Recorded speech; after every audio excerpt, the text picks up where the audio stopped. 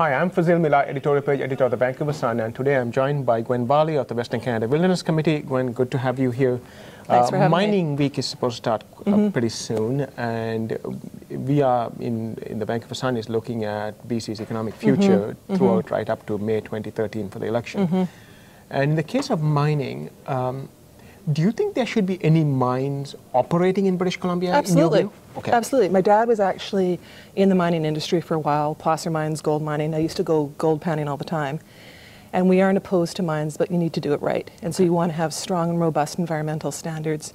You don't want, if a company happens to go bankrupt, you don't want taxpayers holding the bag for the cleanup, and that's happened in a couple cases with Britannia, for instance, and historically. Yes. But it can't happen anymore going forward, correct? Well, no, it could happen, and it depends how much money they're required to put aside, and it's not adequate right now.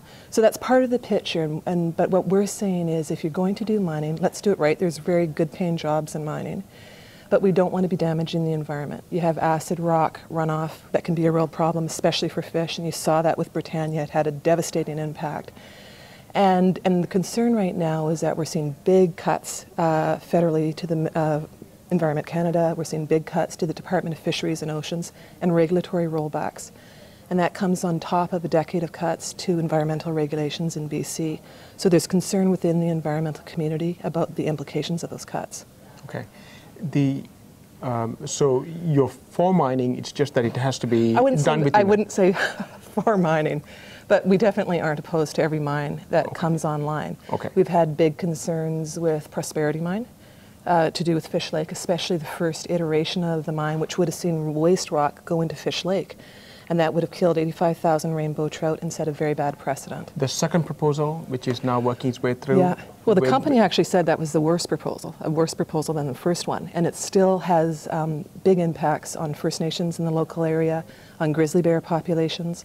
And there's concerns, there's a big impact to Little Fish Lake and also concerns with leaching, which you often have with mines. What do they, I'm told that BC's environmental regulation around mining is being exported to 35 different countries. It's supposed to be state-of-the-art. Your concern is related to enforcement. Partly enforcement and also regulatory standards, because it's important, obviously, to have laws, but you need laws to be implemented. And if you don't have people on the ground being able to implement those laws, whether they're hydrologists or biologists, that we know with voluntary compliance, whether it's the mining sector or other corporate sectors, it's much lower compliance for voluntary compliance. It's around 60%. And when you have mandatory compliance backed up by visits by government staff, the compliance goes up to 94%. So we're just in a situation right now that's concerning, that we've had, again, big cuts to the Ministry of Environment in British Columbia. The Auditor General actually came out with a report that was very damning of the BC environmental assessment process and said they don't have the capacity to be able to ground truth the promises that have been made by companies.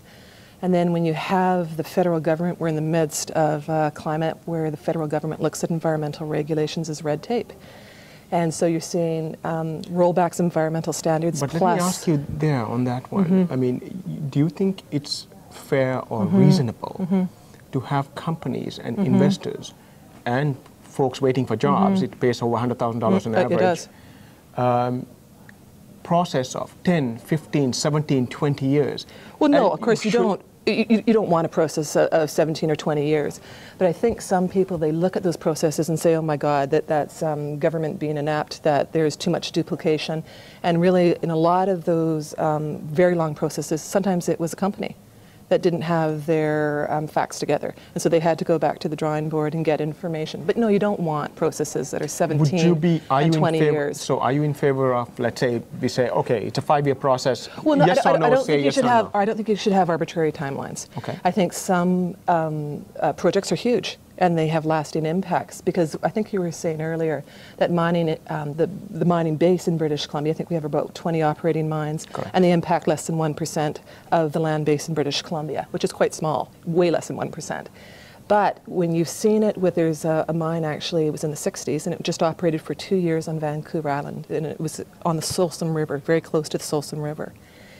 And even though it operated just for 2 years, it had an environmental impact that lasted for decades. And they had problem with acid rock drainage that went into a river that had very important salmon populations.